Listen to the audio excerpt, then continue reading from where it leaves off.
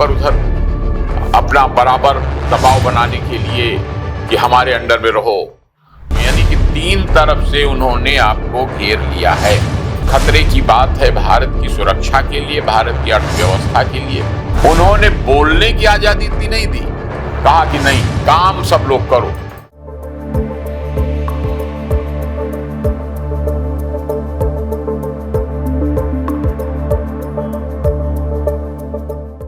आज हम एक बेहद संवेदनशील और सामयिक मुद्दे पर बात करने जा रहे हैं, चीन की नेपाल नीति और इसका भारत पर पड़ने वाला असर।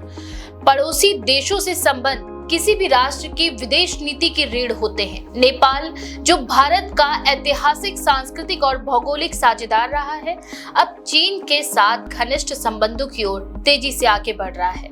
क्या ये बदलाव स्वाभाविक है या इसके पीछे कोई गहरी कूटनीतिक रणनीति छिपी है? आज के इस एपिसोड में हम समझने की कोशिश करेंगे कि चीन की नेपाल में बढ़ती पैठ भारत के लिए कितनी चिंताजनक है।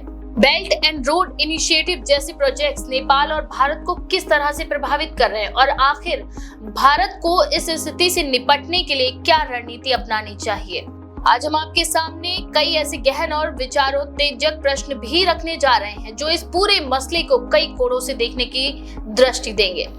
तो शुरुआत करते हैं इस महत्वपूर्ण विषय पर चर्चा करने के लिए। आज हमारे साथ स्टूडियो में मौजूद हैं श्री सूर्य प्रकाश शुक्ला जी, और उनसे हम इस पर चर्चा करेंगे और जानेंगे कि आखिर चीन और नेपाल के बढ़ते संबंधों में क्या बदलाव आने की तैयारी पर है। तो ज्यादा देर न करते हुए बात करते हैं सूर्य सर से और जानते हैं इस पर। नमस्कार सर, बहुत बहुत स्वागत है आपका। सर, चीन और नेपाल की नीति में हाल ही के वर्षों में बहुत से बदलाव हो रहे हैं, तो जो प्रमुख बदलाव आए हैं, इसका भारत नेपाल संबंधों पर आखिर क्या असर पड़ रहा है?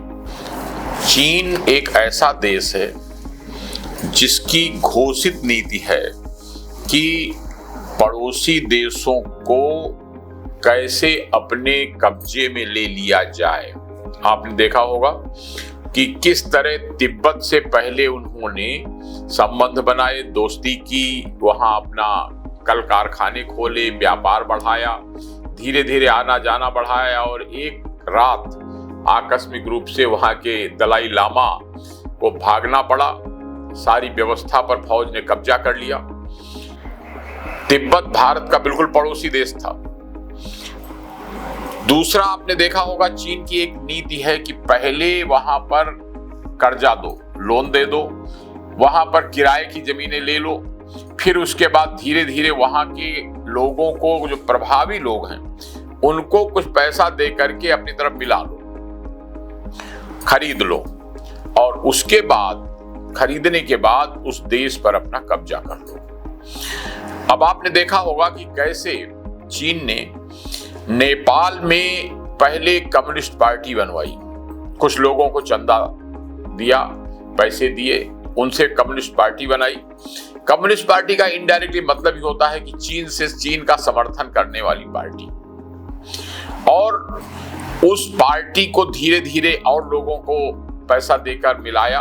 अब आज चाइना की समर्थक सरकार हो गई नेपाल में।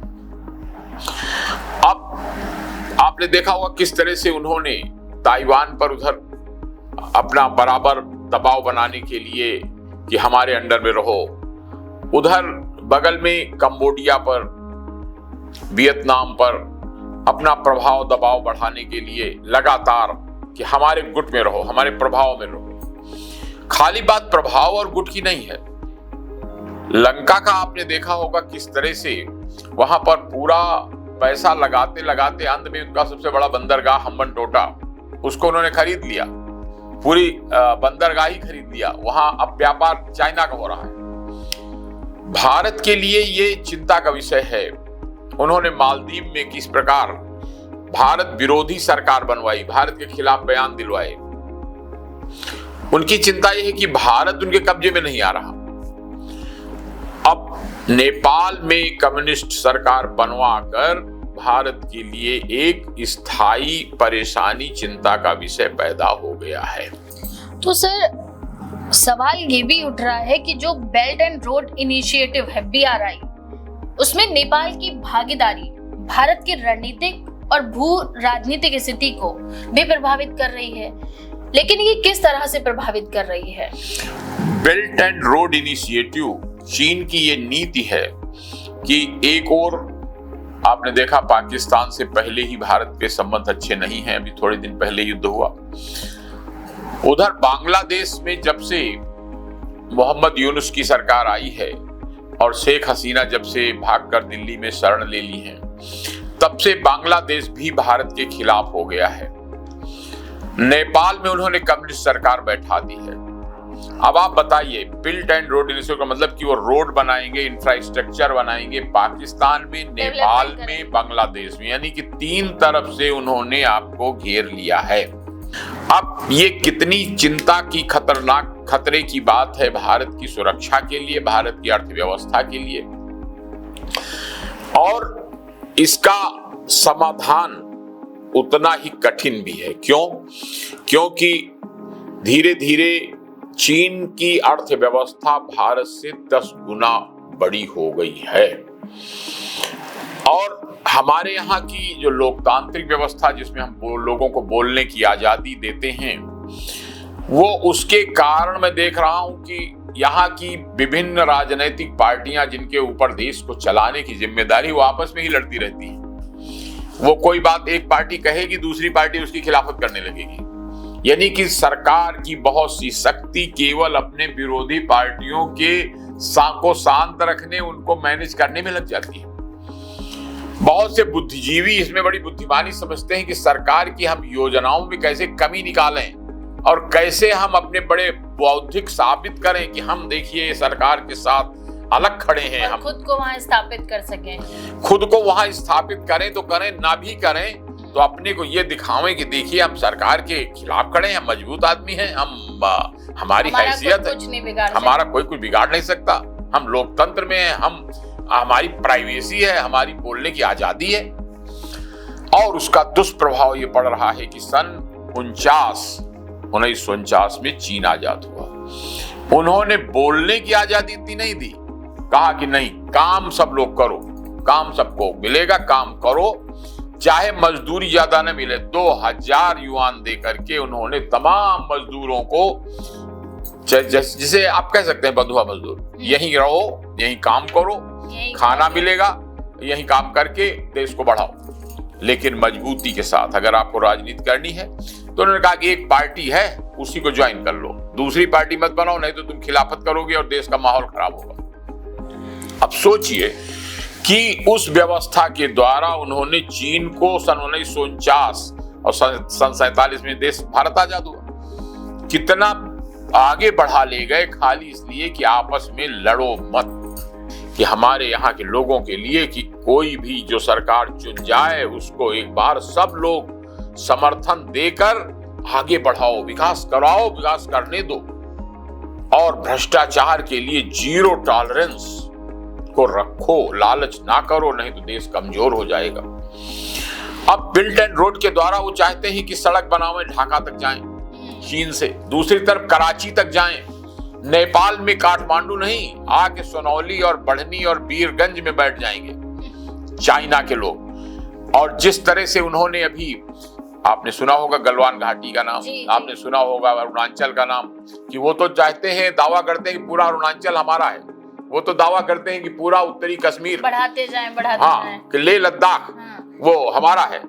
मतलब वो धीरे धीरे उनकी पॉलिसी की और कब्जा करो, और हम बड़े शरीफ, बड़े सीधे नेशन की तरह बिहेव करते हैं। हम कहते हैं कि भारत किसी पर हमला नहीं करता, भारत किसी को दूसरे देश पर कब्जे की नियत नहीं रखता। अब आपके पास पड़ोसी एक ऐसा है जो नियत रखता है, तो और आप नहीं रखते, किलर है, सीधे कह रहे हैं। वो किलर है, और आप में किलर इंस्टिंक्ट ही नहीं है, आप में शांति, सद्भावना, और 3 बार हर बात के बाद ओम शांति शांति शांति कहने वाले लोग हम लोग।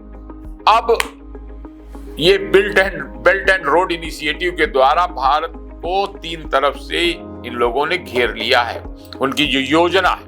और 3 तरफ पाकिस्तान और बांग्लादेश पहले ही गड़बड़ हो गए थे, खिलाफ चल रहे थे। अब नेपाल को भी उन्होंने अब आज की डेट में नेपाल में भी भारत समर्थक लोगों की कमी होती जा रही है। तो मतलब धीरे धीरे वो ये कर रहे हैं कि जो भारत का हिस्सा ही मिलाते जा रहे हैं धीरे धीरे, कि भाई ये भी हम कवर कर लेंगे और इसमें तुम्हारा ही नुकसान अब है। वो ऐसी बातों को आगे पलीता लगा रहे हैं, बढ़ा रहे हैं, आग लगा रहे हैं कि अरे नेपाल का हिस्सा वो पिथौरागढ़ की लिपु लेक और वो हिस्सा वो नेपाल का था। अब वो कहते हैं कि कई जमीनें तुम्हारी भारत ने दबा रखी हैं, वो नक्शा दूसरा जारी कर देते हैं। उसके पीछे नेपाल कम चाइना ज्यादा, कि नेपाल का संशोधित नक्शा करो, उसमें कुछ हिस्सा उत्तर प्रदेश उत्तराखंड का दिखा दो, बिहार का कुछ हिस्सा दिखा दो, ताकि लड़ाई हो, टेंशन बढ़े। तो सर ये जो निवेश और इंफ्रास्ट्रक्चर बढ़ रहा है, प्रोजेक्ट्स जो बढ़ रहे हैं, भारत के लिए ये खतरनाक ऑब्वियसली बातें माने जा रहे हैं, लेकिन कितने खतरनाक है? कोई परसेंटेज डिफाइन करना, इसको अगर करना हो तो किस तरीके से किया जाएगा कि ये इस तरह से खतरनाक माने जा रहे हैं और भविष्य में क्या क्या करना है इनसे बचाव मतलब के लिए? इन बातों को कि चीन की ये पॉलिसी बन गई है कि पहले नेपाल में या इवन पाकिस्तान में, इवन बांग्लादेश में अपनी फैक्ट्री लगवाओ। फैक्ट्री लगवाओ नहीं, उससे ज्यादा कि वहां चीन का सामान ही बिकेगा। अब नहीं, अब कि उनको विकसित नहीं होने देना, वहां चीन का बना हुआ सामान बिकेगा। तो दो फायदा कि चीन की अर्थव्यवस्था मजबूत होगी, हाँ। रोजगार चीन में मिलेगा, सामान बिकेगा भारत में आके। नेपाल के रास्ते, चूंकि भारत में आना जाना छूट है, तो नेपाल से भारत को मित्र देश, भारत ने नेपाल को मित्र देश मान के छूट दे रखी है कि आप नेपाल जाओ, आपको कोई वीसा नहीं चाहिए, कोई पासपोर्ट नहीं चाहिए, पैदल चले जाओ, चाहे कार से चले जाओ। और वहां के रास्ते से, चूंकि हम लोगों ने मित्र देश मान के छूट दे रखी है कि वहां के लोग यहाँ नौकरी कर सकते हैं, फौज में भी जा सकते हैं यहाँ, तो नेपाल का उपयोग फायदा लेकर के नेपाल के रास्ते सारा सामान इंडिया में भेजो। दूसरा, जो इंडिया से सामान जाना उस पर रोक लगाओ। अब ये हाल हुआ है कि मारुति कार जो 5 लाख रुपए की यहाँ छोटी छोटी मिलती है, वहां 20 लाख की, टैक्स 300%, सामानों पर इतना ज्यादा टैक्स लगा दिया, तरह तरह का टैक्स। वो एक कस्टम ड्यूटी लगेगी, साथ में अगर पुरानी भी कार यहाँ से लेके जाओगे दिल्ली से, तो वो भी वहां नई की तरह समझी जाएगी, उतना महंगा लगाया जाएगा। इसी तरह खाली सस्ता क्या होगा कि इंडिया से वो टमाटर, प्याज, चावल, गेहूं, मतलब खाने पीने की चीजें ले लो, लेकिन कोई भी फैक्ट्री का बना सामान, कोई भी इलेक्ट्रॉनिक का सामान, इलेक्ट्रिक का सामान, वो सारा चाइना से आएगा। क्यों? उसमें प्रॉफिट मार्जिन ज्यादा है, उसमें फैक्ट्रियों को बढ़ावा मिलेगा चाइना में। अब ये ध्यान देने की बात है कि इसको अगर इसी तरह ये प्रभाव चाइना का बढ़ता गया, मैं अभी 3 दिन रुक करके आया हूं और देखा कि जगह जगह हवाई अड्डे पर जाइए, देखिए एक अलग लाइन चाइना के लोगों के लिए बनेगी, लिखा है नेपालीज, चाइनीज, अदर फॉरेनर्स। यानी कि भारत जो एक तरह का, नेपाल के लोग, भारत के लोग एक संस्कृति, सभ्यता, जीवन शैली सब में मिलते जुलते हैं, हिंदी से नेपाली बिल्कुल मिलती जुलती भाषा है, उसको छोड़कर अब वहां टीवी में आ रहा है चाइनीज सीखिए। जगह जगह ब्लॉक में, तहसीलों में चाइनीज सिखाने के लिए और चाइना के गेम बच्चों को खिलाने के लिए। अब क्या शैली हो रही कि वीडियो गेम जो टीवी पे दिखाई पड़ेंगे, उनमें सब चाइनीज भाषा के, चाइनीज नाम, चाइनीज शब्द, ताकि जीवन शैली को नेपाल की पूरी बदल दिया जाए। लगभग कवर अप कर ही लिया है सर, क्योंकि बहुत से प्रोजेक्ट हैं जो भारत में बिकते हैं, चाइना के आगे। बड़ी सख्ती की जरूरत है। ये यहाँ के कुछ राजनीतिक दलों को, कुछ सामाजिक नेताओं को भी वो फंड कर रहे हैं, उनको पैसा दे रहे हैं कि तुम चाइना का सामान इंडिया में बिकवाओ और चाइना में बनी हुई चीजों को, चाइना के प्रति अच्छी भावनाएं पैदा कराओ, धीरे धीरे इंडिया पर भी निगाहें। और दूसरा जो सबसे खतरनाक बात है साहिल जी, कि नेपाल और भारत दोनों ही धर्म भीरू, धर्म प्रधान देश हैं, कि यहाँ के लोग भगवान को मानते हैं, ऊपर वाले पर उनकी आस्था रहती है सब लोग। चाइना कम्युनिस्ट कंट्री है, वो कहता है कि नहीं, सबसे पहले जो धर्म को खत्म करो, यानी कि चाहे वो इस्लाम है चाहे वो हिंदुइज्म है। उन्होंने चाइना का एक उइगर प्रदेश है जहां भारी संख्या में मुस्लिम आबादी थी,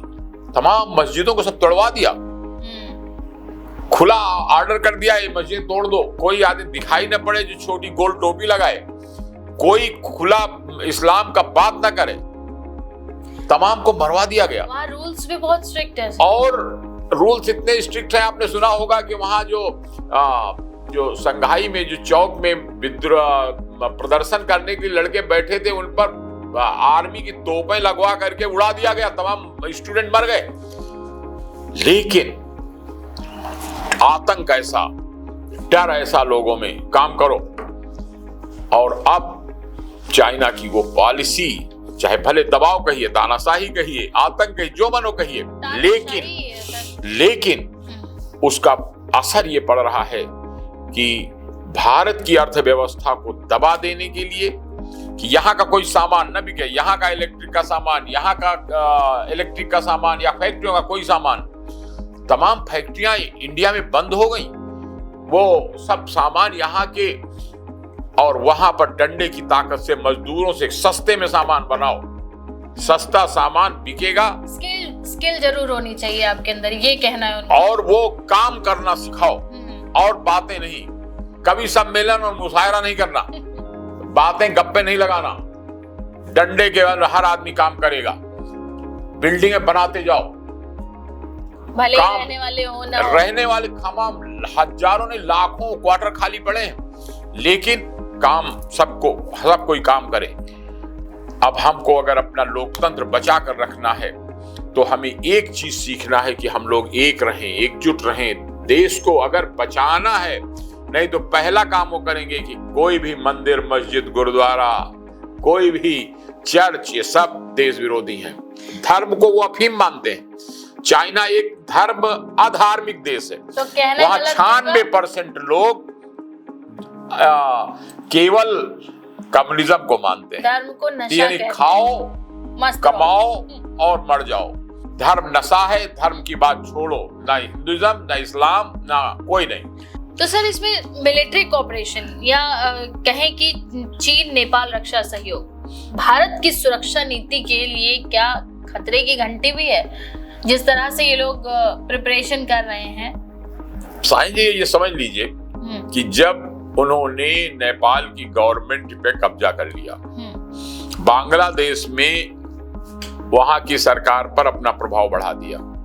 वहां की सरकार, आपने सुना होगा, मोहम्मद यूनुस लगातार कह रहे हैं कि शेख हसीना वजीद को भेजिए, हम उनको मुकदमा चलाएंगे। उधर पाकिस्तान से ऑलरेडी वहां के जनरल साहब भारत विरोध के लिए लगातार उसी तरह बयानबाजी करते रहते हैं, जैसे एक समय वो कहते थे भुट्टो साहब कि इंडिया से चाहे 1000 साल हम लड़ेंगे, चाहे हम घास खाएंगे, लेकिन हम इंडिया से लड़ेंगे। अब ऐसी स्थिति में ये नेपाल में चाइना का प्रभाव बढ़ जाना भारत की सुरक्षा के लिए बहुत बड़ा भविष्य लिए खतरा है, जिससे मैं देखता हूं कि ज्यादातर भारतवासी अभी अनजान है। लोगों को ये जागृति ही नहीं है कि कितना बड़ा अजगर सांप बगल में मुंह फैला रहा है निगल जाने के लिए। नेपाल को वो निगल चुका करीब करीब। वो 2050 में कहते हैं जी रहे हैं, और उनकी टेक्नोलॉजी इतनी फास्ट है कि वो अट्रैक्ट करती है खास करके यंगस्टर्स को, और इसी वजह से वो और ज्यादा दबाव बना पाते हैं। अब आप देखिए कि चाइना ने डेवलपमेंट के मामले में भले डंडा मार मार के अपने लोगों से काम कराता है, लेकिन सूरज बना दिया कि वो रात में पूरे शहर में जैसे सूरज दिन में उजाला देता है उस तरह उजाला देगा, फ्यूजन की टेक्निक से। इसी तरह उन्होंने ऐसे ऐसे प्रयोग किए, ऐसे ऐसे, चाहे वो स्पेस के क्षेत्र में, मिसाइल के क्षेत्र में, लड़ाई के क्षेत्र में, कि हमको अगर चाइना जैसे पड़ोसी से बचना है, लड़ना। आज की डेट की ये स्थिति है कि चाइना की तुलना में भारत की लड़ाई की स्थिति, यद्यपि हमारे देश ने भी बहुत तरक्की किया है, लेकिन अगर हमें सुरक्षित रहना है और अपनी सभ्यता, संस्कृति को तो हमें ये रोकना ही होगा कि आकर वो हमारे नेपाल को कब्जा करके हमारे बॉर्डर पे आगे न बैठ जाए। पूरा नेपाल पर अगर उन्होंने कब्जा कर लिया, अभी इनडायरेक्ट कब्जा है, लेकिन डायरेक्ट कब्जा कर लेंगे वो, क्योंकि उनकी पॉलिसी है। पहले तिब्बत पर इसी तरह प्रभाव बढ़ाया, तिब्बत पे कब्जा कर लिया और भारत ने मजबूरी स्वीकार कर लिया। तो सर, नेपाल में चीन द्वारा प्रायोजित सांस्कृतिक और शैक्षिक परियोजनाएं भारत के सॉफ्ट पावर को कैसे प्रभावित कर रही हैं, कैसे अट्रैक्ट कर रही है? जैसा कि अभी मेरा सवाल था कि वहां पे इतना ज्यादा इलेक्ट्रॉनिक गैजेट्स और सारी चीजें बनाई जा रही है कि वो टीनेजर्स को ज्यादा अट्रैक्ट कर रही हैं। बिल्कुल, वो इस पर बड़ी रिसर्च उनके यहाँ होती रहती है कि हर दूसरे देशों में भी, देखिए जैसे हमारे प्रधानमंत्री जी ने योजना बनाई थी कि यहाँ इटली तक जो पुराना भारत का संबंध होता था अरब से होकर के ईरान, इराक और दुबई, वो उस तरह का एक ट्रेड रूट फिर से रिवाइव किया जाए। उन्होंने उसी तरह इससे भी आगे बढ़ करके उन्होंने अफ्रीका के देशों, यहाँ तक कि साउथ अमेरिका के देशों, वहां तक अपना व्यापार फैलाने के लिए काम किया है। बड़ी जरूरत है कि हम ये उससे बेहतर लक्ष्य बनाएं, उससे बेहतर प्रयास करें। पड़ोसियों से अपने संबंध कम से कम ऐसे रहें कि हमारे पड़ोस में आकर के कोई बड़ी ताकत चाइना जैसी हमारे लिए परमानेंट खतरे की घंटी न बन जाए। बहुत काम हुआ है भारत में, आपने देखा होगा कि हमारे यहाँ जिस तरह के विमान, जिस तरह की मिसाइलें, जिस तरह की, चाइना अब भारत को कब्जा करने की नहीं सोच सकता, लेकिन अब उनके पास एक तरीका बचा है कि यहाँ के प्रमुख नेताओं को खरीद लो, मिला लो और उसके द्वारा देश पे कब्जा कर लो, गुलाम बना लो। जो काम उन्होंने नेपाल में किया, जो काम उन्होंने तिब्बत में किया, उनकी स्थापित नीति है। इसलिए खतरा बॉर्डर से उतना नहीं जितना बंदर से, कि कोई भी ऐसा काम जो भारत को चीन के मुकाबले कमजोर करे वो नहीं करना है। चीन का सामान भारत में नहीं बिकना है। भारत के लोगों को जागरूक होना कि हमें अपना सामान खरीदना है, हमें अपने देश में बनाना है, हमें अपने बने हुए सामानों को विदेशों में भेजकर अपने मार्केट बढ़ाने हैं। तो सर, सिर्फ प्रोजेक्ट्स जो एक्सपोर्ट होके आ रहे हैं, सिर्फ उनका ही विरोध करना है कि और भी कोई रणनीति है, सख्त रणनीतियां जिसके तहत? सख्त रणनीति ये है कि चाइना जिस तरह से कोशिश कर रहा है उससे आगे बढ़कर हमें याद दिलाना होगा कि नेपाल के साथियों, नेपाल और भारत का संबंध हजारों साल पुराना है। हमारी भाषा शैली एक है, हमारे रहन सहन नेपालियों के एक हैं। गोरखाओं के बल पर भारत की गोरखा रेजिमेंट चलती है। हमारे आपको काम मिलता है, भारत की सुरक्षा में उनका योगदान गोरखाओं का रहा है। और यहाँ के लाखों लाखों करोड़ों लोग जाकर पशुपतिनाथ मंदिर का दर्शन करते हैं। यहाँ पर हमारी जीवन शैली, हमारे कर्म धर्म, हमारे सोच एक है। चाइना के साथ नेपालियों का कोई संबंध नहीं है। ये बात हमें उनको बतानी होगी कि कल को वो नेपाल पर कब्जा कर लेंगे और नेपाल की सारी संस्कृति, भाषा, शैली, धर्म, कर्म सबको नष्ट कर देंगे। कम्युनिज्म को ऊपर चढ़ाकर कल को तुम्हारे सारे धार्मिक स्थानों पे ताला लगवा देंगे। जैसे उन्होंने मस्जिदों को गिरवाया है उइगर प्रांत में, उसी तरह यहाँ पर तुम्हारे मंदिरों को, मस्जिदों को, सबको गिरवा देंगे। आस्था को भी संकट पैदा हो जाएगा। तो सर, कोई संदेश देना चाहेंगे जनता को कि जो इस तरह के प्रभाव हो रहा है भारत और चीन, नेपाल और ये सारी चीजों को लेकर, तो जनता को कोई संदेश देना चाहेंगे कि किस तरह से अलर्ट रहें? जागरूक होइए नेपाल की इस समस्या के बारे में, उनको अपना भाई मानकर उनसे उनकी चिंता को शेयर करिए कि कुछ चंद नेताओं को खरीदकर जिस तरह से चाइना ने वहां पर अपना प्रभाव बढ़ा लिया है, आम जनता इसके पहले कि वहां कब्जा हो जाए, आम जनता की नेपाल को जागरूक करना है कि वो जो भारत के अपने संबंधों को ध्यान में रखते हुए जो भारत समर्थक शक्तियां हैं उनको मजबूत करें, जो नेपाल समर्थक शक्तियां हैं नेपाल को मजबूत बनाती है। क्योंकि भारत की नीति है कि इसमें हम कब्जा नहीं करते, तो भारत से खतरा नहीं है नेपाल को। लेकिन चाइना से स्थायी खतरा है कि अभी तिब्बत का नमूना बगल में है, उनकी भूटान पे भी कब्जा करने की पॉलिसी है। धीरे धीरे वो पहले कर्जा देंगे, फिर दबाते जाएंगे, लोन भी इतना ज्यादा हो जाएगा, आपकी जमीन ले लेंगे, फिर आपके नेताओं को घूस दे करके उनको खरीद लेंगे और मजबूर करके अपने समर्थन की सरकार बनाकर दूसरे देशों, जैसा आपने देखा कि हमें इंडियन सामानों में भारी टैक्स लगा दो और चाइना का सामान फ्री कर दो, चाइना से ही सामान बने, तो यानी कि चाइना का गुलाम बना लो। तो इसके लिए जागरूक होना है, सबको जागरूक करना है और आगे चल करके हमको नेपाल का साथ देकर उसे चाइना की इस चंगुल से बचाना है। बहुत बहुत धन्यवाद सर आपका इस विषय पर गहन चर्चा के लिए।